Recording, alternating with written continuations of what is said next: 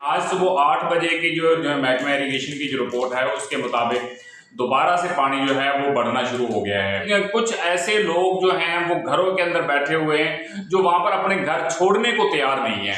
लेकिन मेरी उनसे दरख्वास्त है कि खुदारा खुदारा खुदारा जो इंतज़ामिया की हिदायत हैं, इंतज़ामिया जो कुछ कह रही है उसके ऊपर अमल दरामद करते हुए अपना वो इलाके जो छोड़ दें, अपने घर बार को छोड़ दें। स्नो पॉइंट डिजिटल की तमाम वीडियोस देखने के लिए अभी हमारा चैनल सब्सक्राइब कीजिए और बेल आइकन प्रेस कीजिए ताकि स्नो पॉइंट डिजिटल की तरफ से आने वाली हर वीडियो की अपडेट आप तक बर वक्त पहुंच सके।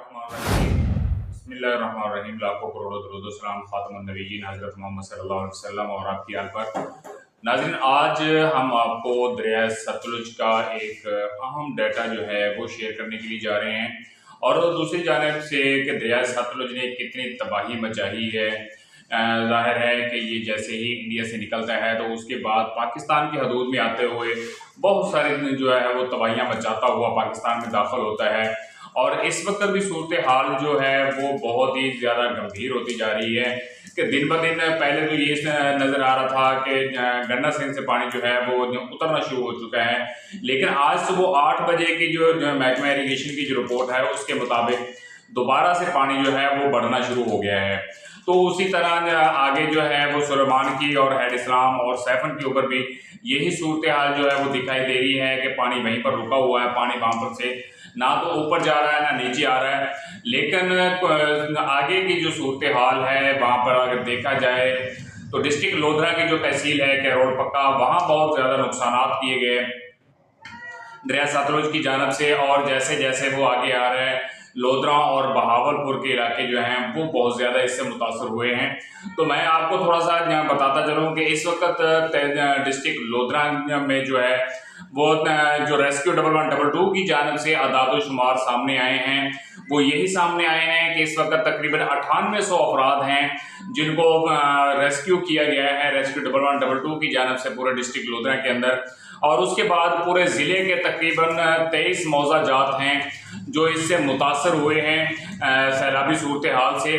और दूसरी जानब अगर देखा जाए तो इसमें तकरीबन ये अंदाज़ा है, अभी इसका अदाद शुमार जो है वो मुस्तकिल तौर पर वो नहीं अंदाज़ा लगाया जा सकता कि कितने एकड़ अराजी जो है वो इससे मुतासर हुई है।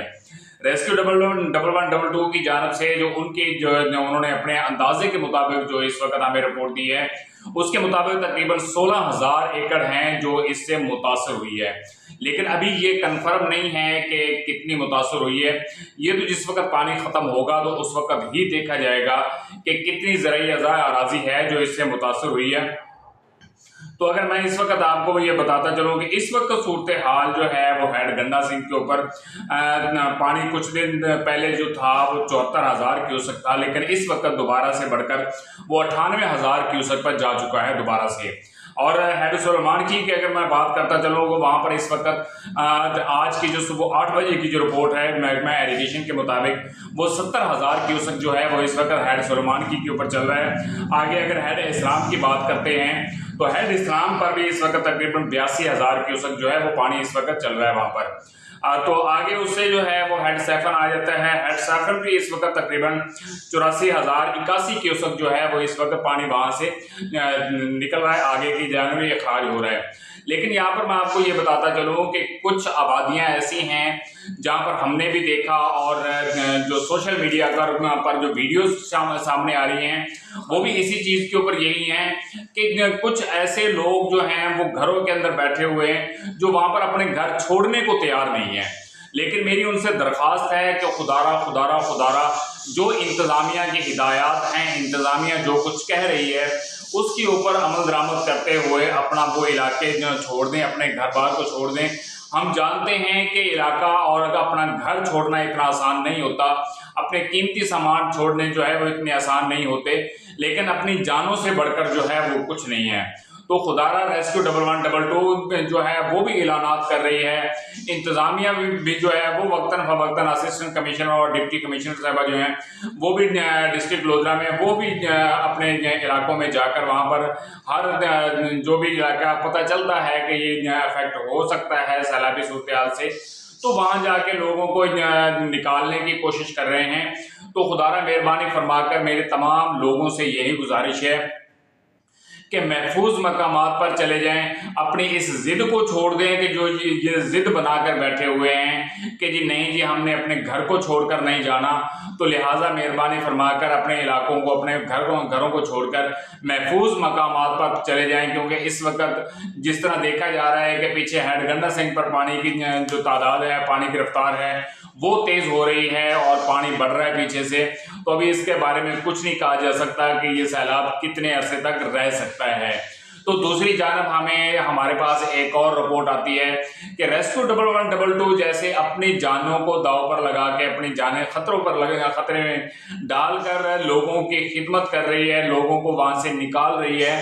तो गुज़िश्ता दिनों हमारे पास एक ऐसी ही वीडियो वायरल आती है जो कि रेस्क्यू 1112 जो है 16 साल बच्चे को बचाते हुए जो है उसको महफूज मकामात पर उन्होंने पहुंचाया।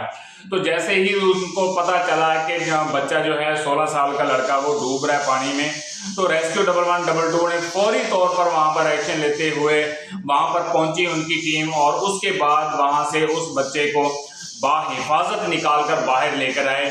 और जैसे ही बाहर लेकर आए तो इलाका मकीनों ने रेस्क्यू 1112 जिंदाबाद के नारे लगाकर उनका इस्तकबाल किया। तो मेरी गुजारिश ये है कि रेस्क्यू 1112 का साथ दें, और जो इंतज़ामिया के इदारे, पुलिस है, इसके अलावा जो भी इलाके के इदारे काम कर रहे हैं उनके साथ ताउन करें। और लोगों से ये गुजारिश है कि महफूज मकामात पर जो हैं वो शिफ्ट हो जाएं। नाज़रीन अब तक के लिए इतना ही। अपना बहुत सारा ख्याल रखिएगा। अल्लाह निगहबान।